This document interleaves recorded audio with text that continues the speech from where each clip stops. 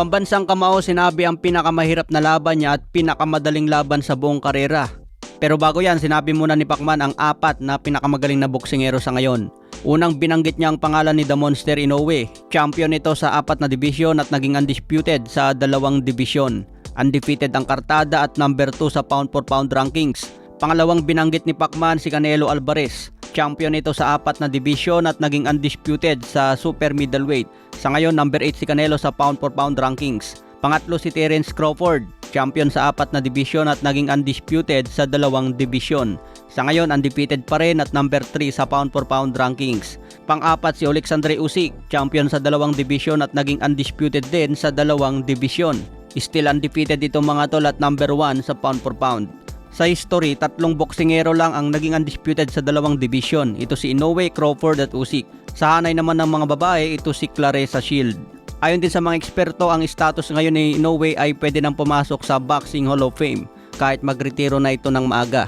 Pero mas maraming bibilib sa legasiya ni Inoue kung matalo niya si Nakatani at maging undisputed sa featherweight division. Kaya abangan ang pag-akyat ni The Monster. Top 4 in boxing. Inoue, Who else? Canelo, Crawford, One more. Usyk.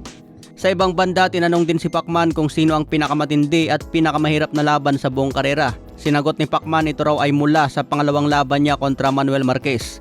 Ito ang laban kung saan panalo si Pacman via split decision. Isang judge ang pumabor kay Marquez at 2 judge naman ang pabor kay Pacman.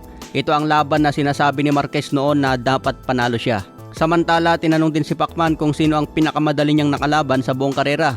Ang sagot naman ni Pacman, mga tol, ito ang laban ko kay Ricky Hatton. Ito ang pinakamadali sa lahat. Dahil bago pa ang laban, pinag-aralan na namin ang galawan ni Hatton at alam namin na matatapos talaga sa knockout. Umabot lang si Hatton sa round 2. Talagang bulagtang inabot kay Pacman. A Marquez fight, like the Marquez 2 fight, Chris Algieri. Hatton. Hatton.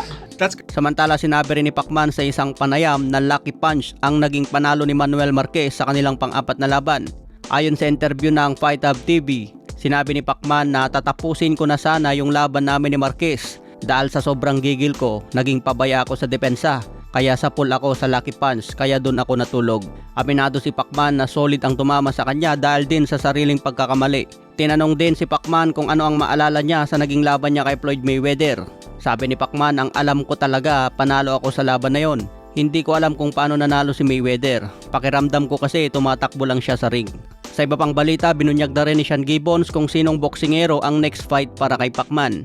Kung papalarin daw si Pacman na maging champion sa edad na 46, pwedeng sagupain umano si Gervonta Tank Davis at si Rolly Romero. Kung big fight ang usapan, syempre mas maganda kay Tank Davis. Pero kung easy fight at target ang unified champion, pwede si Rolly Romero. Dahil ma-promote na yan si Romero bilang Super WBA champion. Kaya abangan natin ngayong July 20 kung may panalo pa ni Pacman. Okay mga tol, hanggang sa muling updates.